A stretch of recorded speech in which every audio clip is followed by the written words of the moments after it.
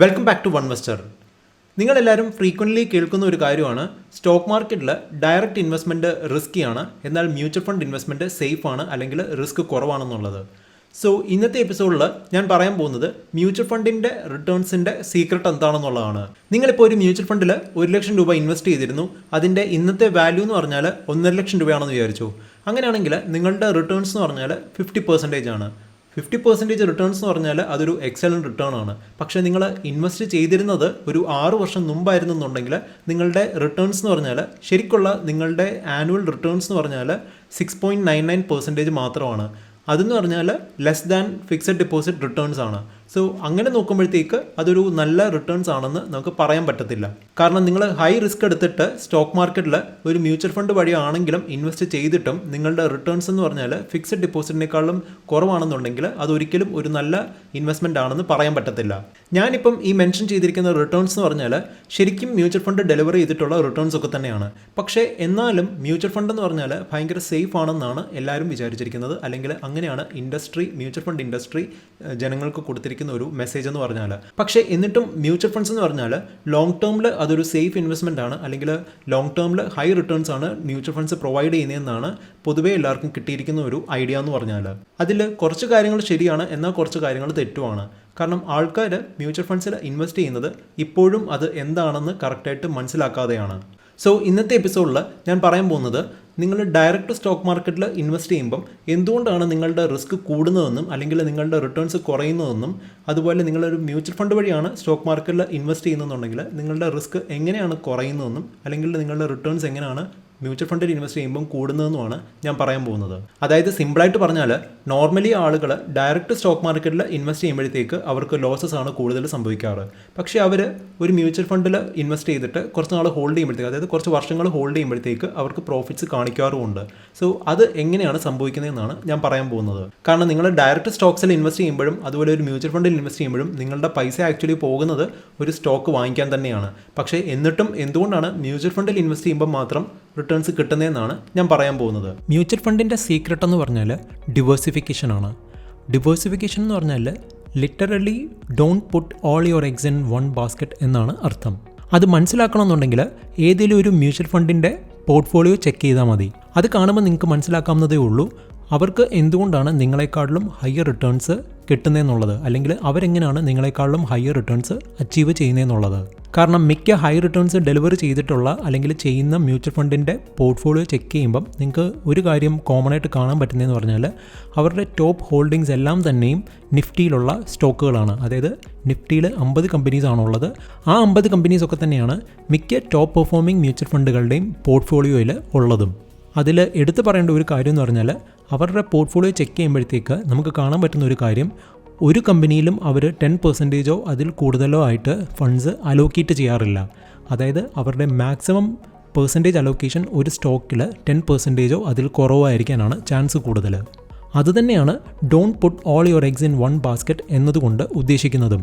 അതായത് നിങ്ങൾ നിങ്ങളുടെ ഇൻവെസ്റ്റ്മെൻറ്റ് ഒരു സ്റ്റോക്കിൽ തന്നെ ഇൻവെസ്റ്റ് ചെയ്യാതെ അത് ഡിവേഴ്സിഫൈ ചെയ്യുന്നതിനാണ് ഡിവേഴ്സിഫിക്കേഷൻ എന്ന് പറയുന്നത്. ഇപ്പം ഞാൻ ഓൾറെഡി പറഞ്ഞതുപോലെ തന്നെ മ്യൂച്വൽ ഫണ്ട് കമ്പനികൾ ഇൻവെസ്റ്റ് ചെയ്യാൻ നേരത്ത് അവരുടെ ഒരു സ്റ്റോക്കിലുള്ള ഇൻവെസ്റ്റ്മെൻറ്റ് എന്ന് പറഞ്ഞാൽ 10% അതിൽ കുറവാകാനാണ് ചാൻസ് കൂടുതൽ. പക്ഷേ അതിനർത്ഥം അവർ ജങ്ക് സ്റ്റോക്സിൽ ഇൻവെസ്റ്റ് ചെയ്യത്തില്ല എന്നുമല്ല. അവരും JP അസോസിയേറ്റിലും സുസ്ലോണിലും സൗത്ത് ഇന്ത്യൻ ബാങ്കിലും അങ്ങനത്തെ ലോ പെർഫോമിംഗ് ആയിട്ടുള്ള കമ്പനീസിലൊക്കെ അവരും ഇൻവെസ്റ്റ് ചെയ്തിട്ടുണ്ട്. പക്ഷേ അവരുടെ എക്സ്പോഷർ എന്ന് പറഞ്ഞാൽ അല്ലെങ്കിൽ പോർട്ട്ഫോളിയോയിലുള്ള ആ സ്റ്റോക്കിൻ്റെ വെയിറ്റേജ് എന്ന് പറഞ്ഞാൽ 5%, 1%, 0.5% കാണത്തുള്ളൂ.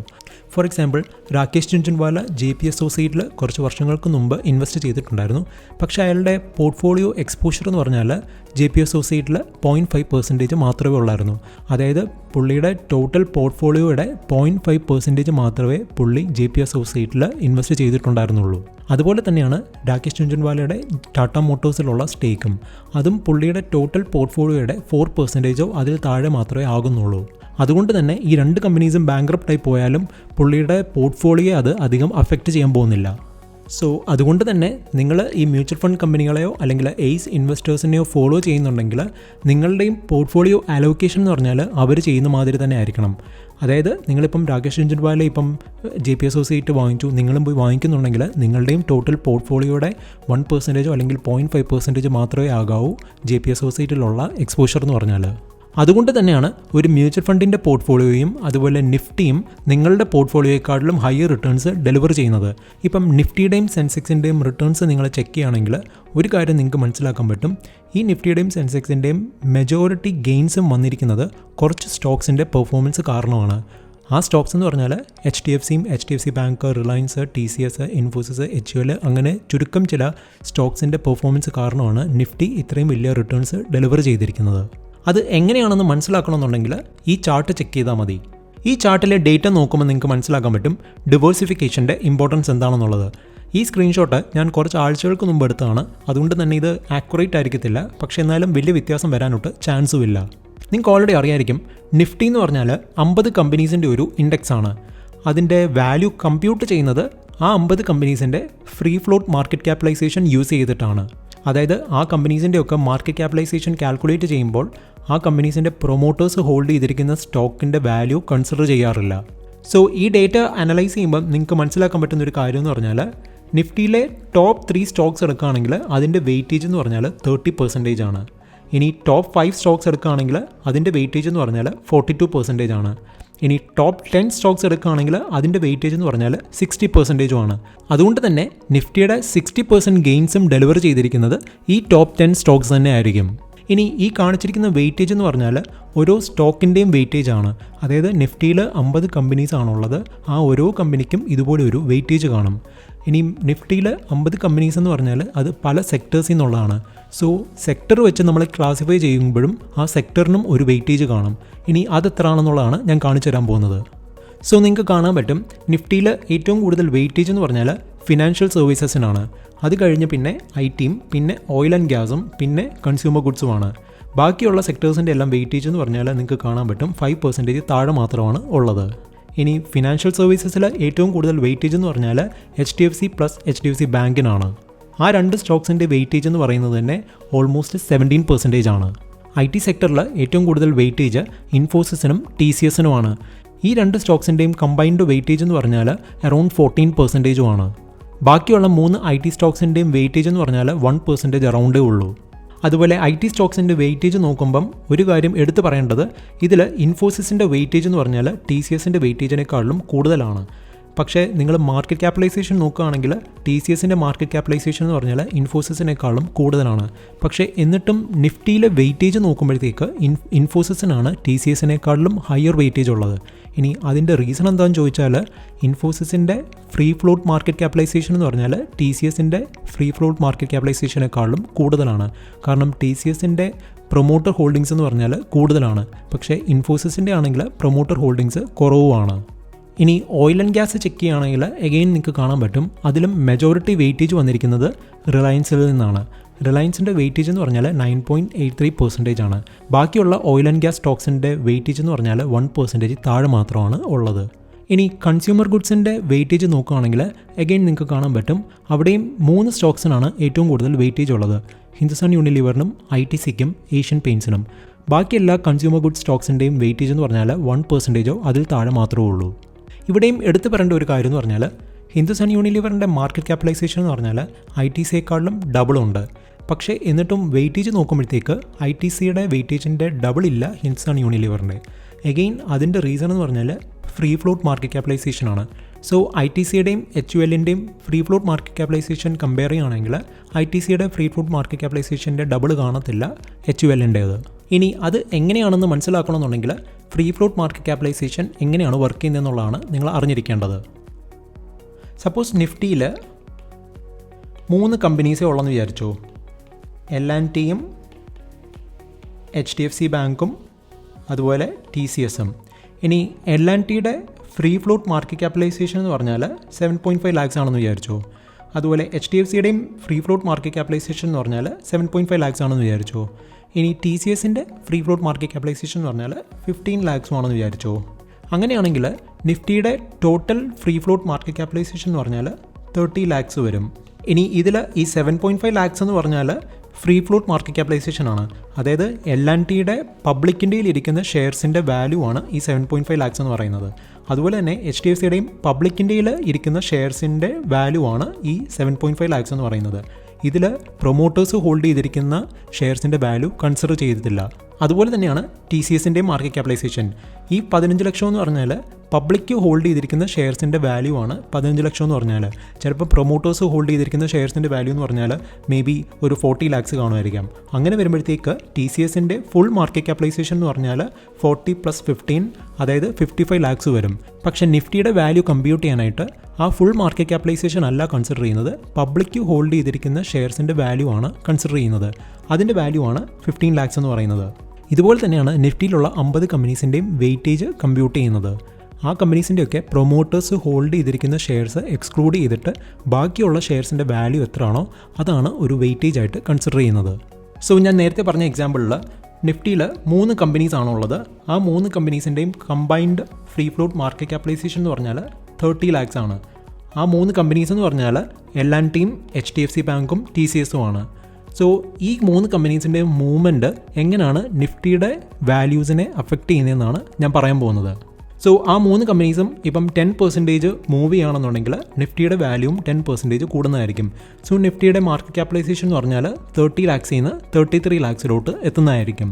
ഇനി നിഫ്റ്റിയിലെ 2 കമ്പനീസ് ഫ്ലാറ്റ് ആണ്, TCS മാത്രം 10% മൂവ് ചെയ്യുകയാണെന്നുണ്ടെങ്കിൽ നിഫ്റ്റിയുടെ ഓവറോൾ മൂവ്മെൻറ്റ് എന്ന് പറഞ്ഞാൽ +5% ആയിരിക്കും. ഇനി നിഫ്റ്റിയുടെ വെയിറ്റേജ് കുറഞ്ഞ 2 കമ്പനീസിൻ്റെ മൂവ്മെൻറ്റ് -5%, അതുപോലെ വെയിറ്റേജ് കൂടിയ കമ്പനിയുടെ മൂവ്മെൻറ്റ് +10% ആണെങ്കിലും ഓവറോൾ നിഫ്റ്റിയുടെ മൂവ്മെൻറ്റ് എന്ന് പറഞ്ഞാൽ പോസിറ്റീവ് ആയിരിക്കും. ഈ ഒരു കാരണം കൊണ്ട് തന്നെയാണ് നിഫ്റ്റിയിലെ മെജോറിറ്റി കമ്പനീസും റെഡ് ആയിരിക്കുമ്പോഴും നിഫ്റ്റി ഗ്രീൻ ആവുന്നത്. കാരണം വെയിറ്റേജ് കൂടിയ കമ്പനീസ് എല്ലാം പോസിറ്റീവ് ആയിരിക്കാം. അതുകൊണ്ട് തന്നെയാണ് നിഫ്റ്റിയുടെ ഓവറോൾ റിട്ടേൺസ് പോസിറ്റീവ് ആവുന്നത്. ഇനി നിഫ്റ്റിയിലെ വെയിറ്റേജ് കുറഞ്ഞ സ്റ്റോക്സിൽ ഒരെണ്ണം ഫ്ലാറ്റും ഒരെണ്ണം -5%, വെയിറ്റേജ് കൂടിയ സ്റ്റോക്ക് +10% ആണെന്നുണ്ടെങ്കിലും നിഫ്റ്റിയുടെ ഓവറോൾ മൂവ്മെൻറ്റ് എന്ന് പറഞ്ഞാൽ പോസിറ്റീവ് ആയിരിക്കാം. ഇതുപോലെ തന്നെയാണ് ഒരു മ്യൂച്വൽ ഫണ്ടിൻ്റെ പോർട്ട്ഫോളിയോയും വർക്ക് ചെയ്യുന്നത്. ഫോർ എക്സാമ്പിൾ, ഇതാണ് ടോപ്പ് പെർഫോമിംഗ് ആയിട്ടുള്ള കുറച്ച് മ്യൂച്വൽ ഫണ്ട്സ്. ഇനി ഈ ലിസ്റ്റ് ചെയ്തിരിക്കുന്ന കുറച്ച് ഫണ്ടുകളുടെ പോർട്ട്ഫോളിയോ നമുക്കൊന്ന് അനലൈസ് ചെയ്ത് നോക്കാം. അതിൽ ഒരെണ്ണമാണ് കൊട്ടാക്കിൻ്റെ ബ്ലൂ ചിപ്പ് ഫണ്ട് എന്ന് പറയുന്നത്. ഇതിൽ നിങ്ങൾക്ക് നോക്കുമ്പോൾ കാണാൻ പറ്റും, ഇതിൽ 55 സ്റ്റോക്സ് ആണ് ടോട്ടലായിട്ടുള്ളത്. അതിൽ ടോപ്പ് 5 സ്റ്റോക്സ് എടുക്കുകയാണെങ്കിൽ അതിൻ്റെ വെയിറ്റേജ് എന്ന് പറഞ്ഞാൽ 32% ആണ്. ഇനി ടോപ്പ് 10 സ്റ്റോക്സ് എടുക്കുകയാണെങ്കിൽ അതിൻ്റെ വെയിറ്റേജ് എന്ന് പറഞ്ഞാൽ ഓൾമോസ്റ്റ് 50% ആണ്. അതിൽ ആദ്യത്തെ 3 സെക്ടറിൻ്റെ വെയിറ്റേജ് നോക്കുകയാണെങ്കിലും ഓൾമോസ്റ്റ് 44% ആണ്. അതുകൊണ്ട് തന്നെ ഈ ടോപ്പ് 10 സ്റ്റോക്സിൻ്റെ മൂവ്മെൻറ്റിനെ ബേസ് ചെയ്തിരിക്കും ഈ മ്യൂച്വൽ ഫണ്ടിൻ്റെ ഓവറോൾ റിട്ടേൺസ് എന്ന് പറഞ്ഞാൽ. സോ അഗെയിൻ ഈ മ്യൂച്വൽ ഫണ്ടിൻ്റെ പോർട്ട്ഫോളിയോ ചെക്ക് ചെയ്യുകയാണെങ്കിൽ അതിൽ ടോപ്പ് 10 സ്റ്റോക്ക് ഹോൾഡിങ്സ് നിങ്ങൾക്ക് കാണാൻ പറ്റും. അതിൽ മെജോറിറ്റി കമ്പനീസും നിഫ്റ്റിയിലുള്ള കമ്പനീസ് തന്നെയാണ്. ഇപ്പോൾ for example ICICI, Infosys, HDFC bank, Reliance, TCS, L&T, HUL, Bharti Airtel, Axis, അതുപോലെ മാരുതി, ഇതെല്ലാം തന്നെയും സെൻസെക്സിലോ അല്ലെങ്കിൽ നിഫ്റ്റിയിലോ ഉള്ള കമ്പനീസ് തന്നെയാണ്. അതുപോലെ നിങ്ങൾക്ക് കാണാൻ പറ്റും ഈ മ്യൂച്വൽ ഫണ്ടിൻ്റെ ഹോൾഡിങ്സിൻ്റെ 66% ലാർജ് ക്യാപ് കമ്പനികളിലാണ്. അതുപോലെ 11% മിഡ് ക്യാപ് കമ്പനികളിലുമാണ്.